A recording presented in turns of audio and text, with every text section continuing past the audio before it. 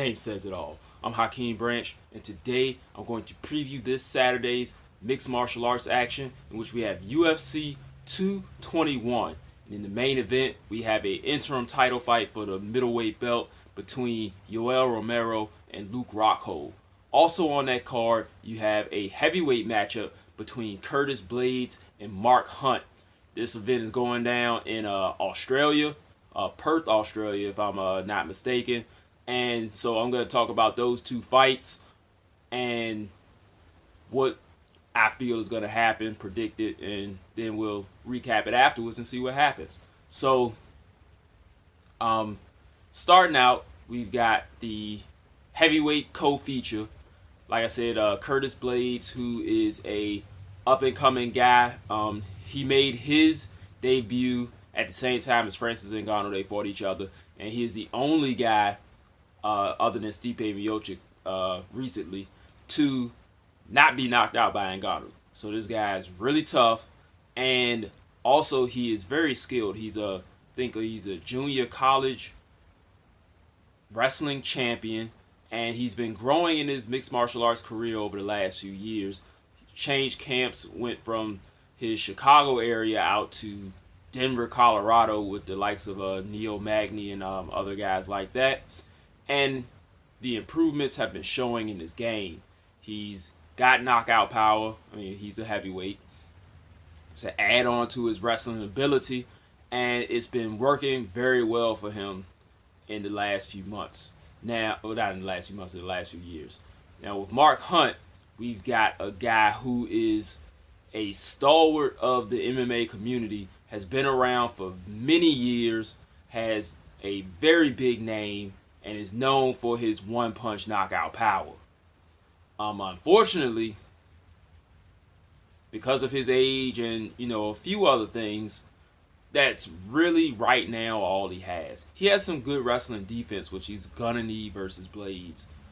But I think Blaydes is younger and quicker enough to be able to keep Hunt on the defensive all night and not able to land that knockout shot.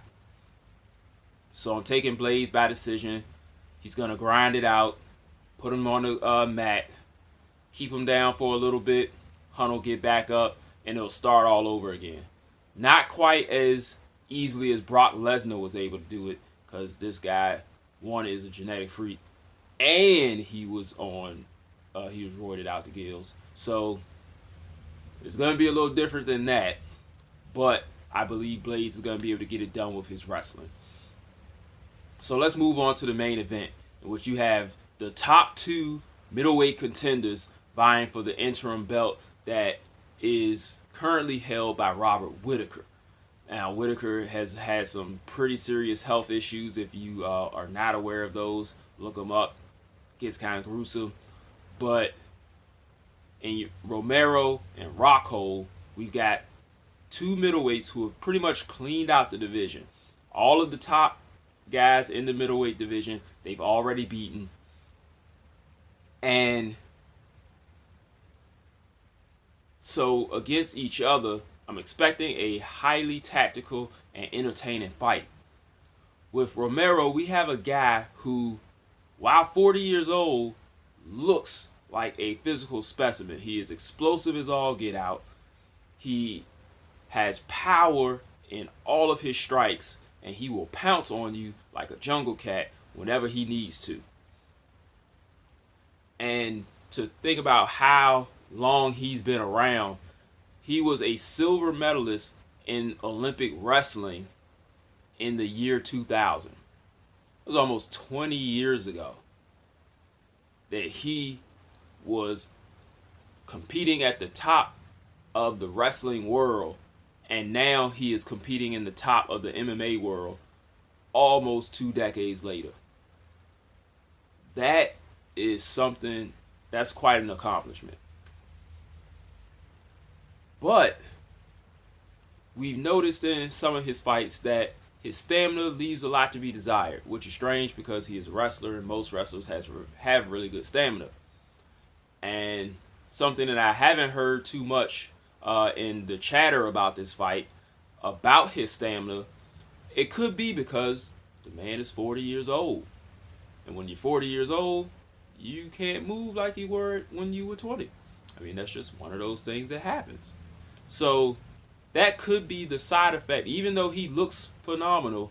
And when he does pounce, he does it with explosive fury. He's not able to maintain that for 25 minutes.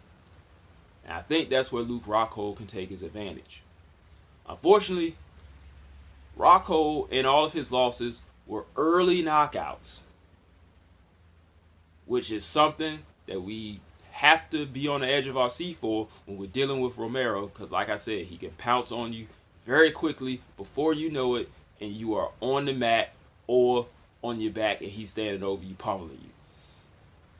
So I think that's going to be his best chance to win, because in Rockhold we have a highly decorated striker with a black belt in jiu-jitsu. So we have a very well-rounded fighter, has excellent kicks.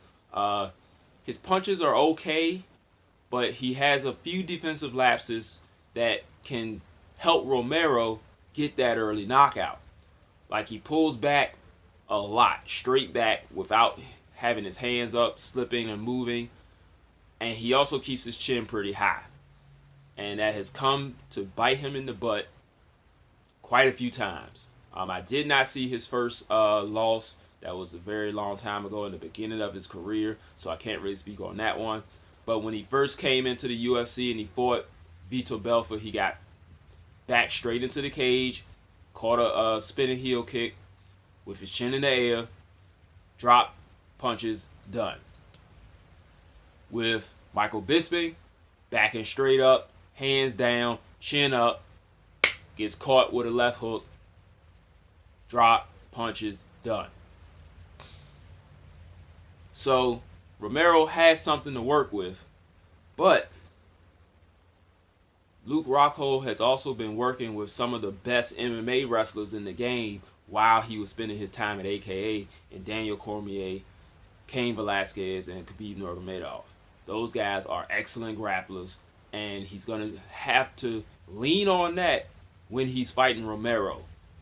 If he can keep Romero from taking him down constantly or make him work to get those takedowns, he can wear him down, use that body kick, and maybe get a stoppage when he gets tired, or grind out a decision after wearing him down, like I said, using those defensive grappling skills.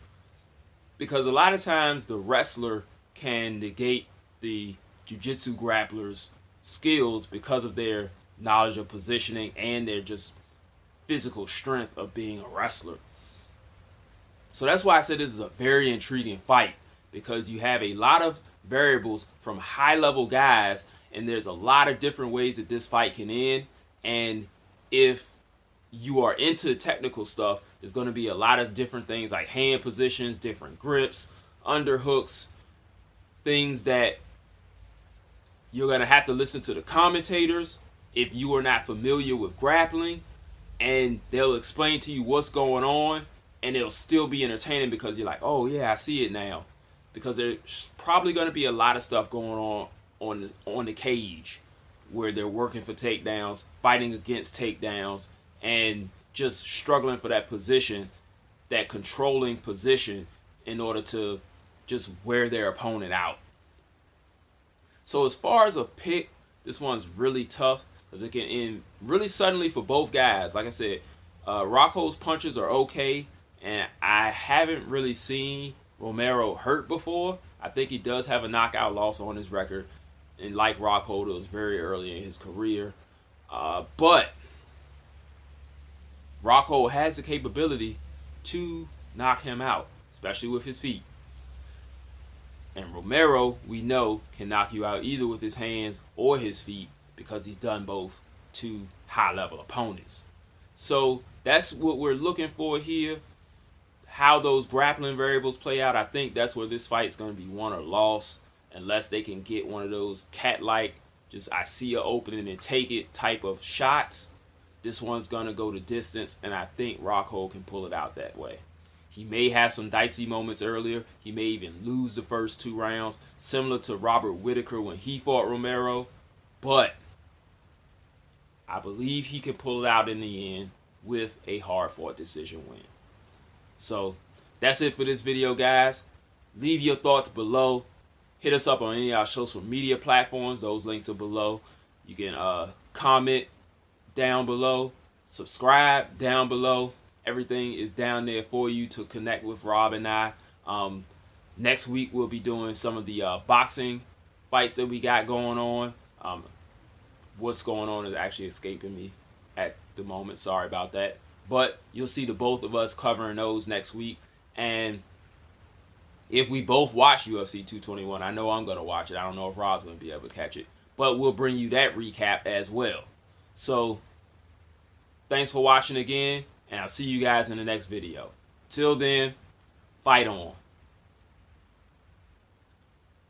This is round 1 and you've already lost. They don't seem to see that everything we've done is come at a cost. My fists are on fire. I perform till I perspire. My demons are in a rage. Keep thinking that it's a game. I kick rhyme, hurricane. I told them I don't play. I'm liquid. Black Street Fighter.